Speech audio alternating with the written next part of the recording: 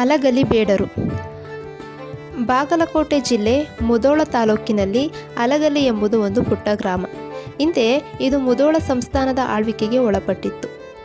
1857ರ ಬಂಡಾಯದ ಸಂದರ್ಭದಲ್ಲಿ ಇಂಗ್ಲಿಷರು ತಮ್ಮ ಆಳ್ವಿಕೆಯ ಪ್ರದೇಶದಲ್ಲಿ ಶಸ್ತ್ರಗಳ ಬಳಕೆಯನ್ನು ನಿರ್ಬಂಧಿಸಿ ಕಾನೂನೊಂದನ್ನು ಜಾರಿಗೆ ತಂದರು.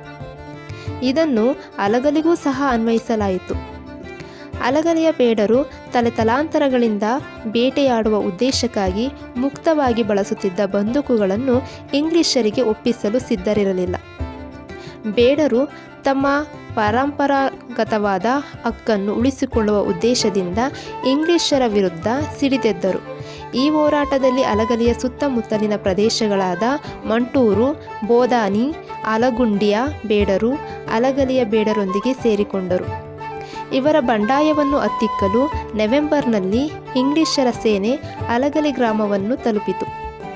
ಬಂಡಾಯವೆದ್ದ ಬೇಡರನ್ನು ನಿಷ್ಕಾರುಣ್ಯವಾಗಿ ಅತ್ಯಂತ ದಮನಕಾರಿಯಾಗಿ ಇಂಗ್ಲಿಷರು ಹತ್ತಿಕ್ಕಿದರು.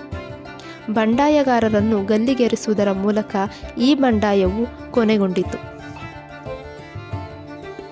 Thank you for watching.